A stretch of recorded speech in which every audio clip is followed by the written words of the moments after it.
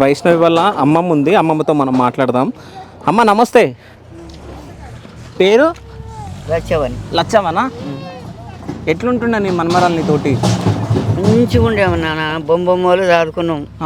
ఇగో ఇన్ని డెలివరీ అయింది నా చిన్న మనవరాలు, ఇల్లు నేను చేతులు పుట్టింది. నేను దాడుకున్నా, మంచిగా పువ్వులు దాడుకున్నా.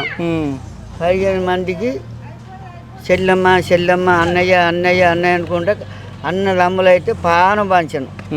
చెట్టుకున్నాడు, వాడిపించుడు, రాకెట్లు కట్టుడు, వీడియోలు తీసుకున్నాడు, అన్నీ చేసిండ్రు.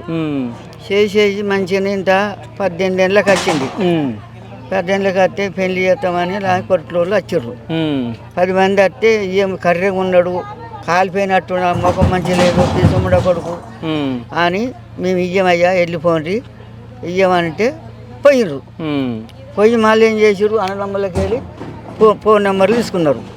ఫోన్ నెంబర్ తీసుకొని సాగరు మీ చెల్లె కావాలి, సంతు మీ చెల్లె కావాలి, తేజీ మీ చెల్లె కావాలి, ఎన్నోరు అన్ని మనవలతో మాట్లాడుకుంటుంటే మా చెల్లిని చేసుకోదు అంటే మీ దగ్గరనే ఉంటా, మంచిగా ఆడుకుంటా, పువ్వులు ఆడుకుంటా, నేను గవర్నమెంట్లో జీతం ఉన్నా, నెలకు 10 రూపాయల జీతం, అవన్నీ తీసుకుంటా మీ చెల్లెని దాడుకుంటా, బట్ట పొట్ట మంచిగా చెప్పినట్టు తింటా, నా కోగిల మీ చెల్లె నాకు ఇయ్యండి నేను దాడుకుంటా అని బామర్దుల కాళ్ళు కడుపులు మాటు 8 నెలల దాకా ఫోన్లే.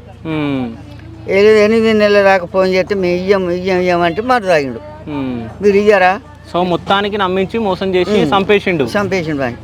మందు తాగిండు. మందు తాగితే చిట్టమ్మ కావాలి లేకపోతే చచ్చిపోతా, చిట్టమ్మ కావాలి చచ్చిపోతా అంటే ఆ తల్లి రాలే ఓలాడుకోవాలని మళ్ళీ నా బిడ్డ పోయి దవాఖానలో ఖర్చంత పెట్టుకొని ఆయన మంచిగా చేసుకున్న తర్వాత ఎన్నే ఉంటాయి మీ దగ్గర ఉంటాయంట అని ఆయన పసుపు తాడు వంట పోయి వెంకటపురం గుట్టకాడ వెంకటేశ్వర స్వామి దగ్గర తాలిపు తాడుకొని వచ్చాడు. వచ్చినాక ఇక ఆలగాలు ఒకటే నానంటే మళ్ళీ ఎక్కితే అందరం కూడి పెళ్లి చేసినాం.